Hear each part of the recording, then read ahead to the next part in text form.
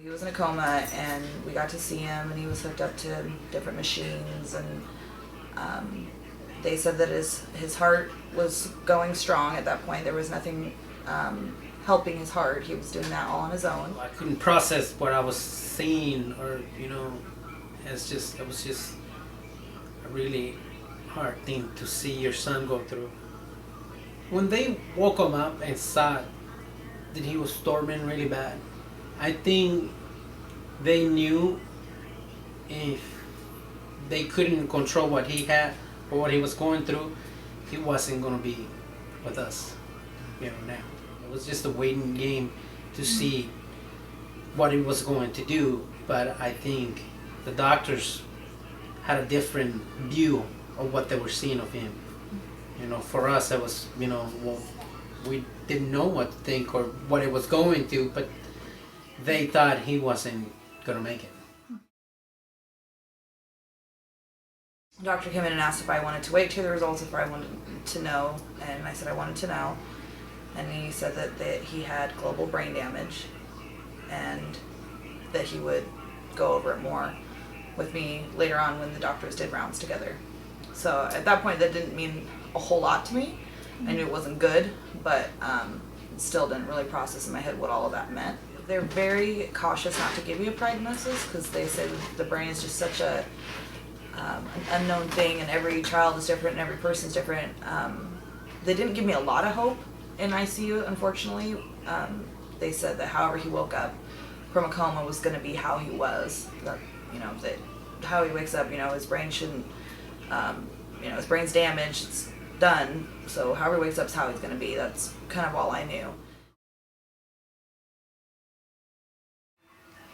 They kept talking about preparing to take him home, which was just out of the question for me. It was just so beyond comprehension to me that they were not even sure what to do with him, but they were already saying, well, we have to prepare to take him home. And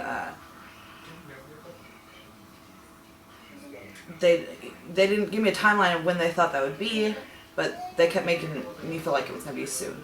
And this was still maybe a week after him waking up. The conversation of rehab and therapy would come up, but they kept saying, well, he has to be a candidate, he has to be responsive, and at that point he was still not responsive, even though he was awake and his eyes were open. He didn't respond to anything, he didn't follow anything with his eyes, he didn't do anything, simple commands.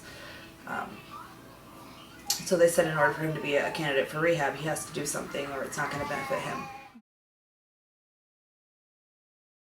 I felt really helpless towards my son. Like, I couldn't comfort him, I couldn't kiss him and make him better. There was nothing I could do. His body needed to do whatever his body was doing, and nobody really knew what was going to come of that. A week or two after he came home, his storms started to fade out, and it happened really quickly. It just kind of seemed like they were gone. Just one day, he just stopped, and he was more alert, and he was looking around, and he was following things with his eyes, and he seemed to enjoy company. He would kind of whine if people weren't around him. He seemed to enjoy that. I was really happy when we started seeing changes, smiling. His face kind of smiled, but you weren't sure if it was a smile. You talk to him, you make a face, he'll kind of, you can almost see the smile, but it wasn't there. Hoping he will get better, and he's getting better. Every day it seems he gets better and better. He now in therapy works with different devices with switches and buttons, some with his hands, some with his head. It's been overwhelming. Yeah, I don't think I realized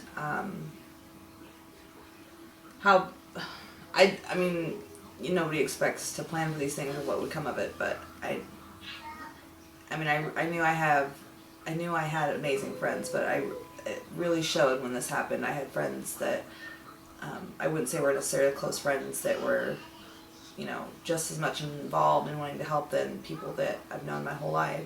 I'm not one to necessarily be close with people I don't know or welcome them into my personal life. But in this situation, I don't know how I could have done it without it. People donating things that, you know, I would never think to donate to somebody when they have something like this going on in their life, that are the things that have been a huge help. I haven't bought toilet paper since this happened, you know, just little things like that. I mean, there are things that you don't think about that are huge, and it's been great. It feels good. It feels good to know when somebody says, if you need anything, call me, that they really mean that.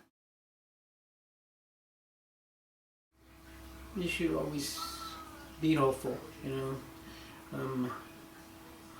You can see the future. Obviously, you know, we don't know what's gonna happen, but it's, you know, it looks good, you know, and let's just keep hoping that he just gets better and better.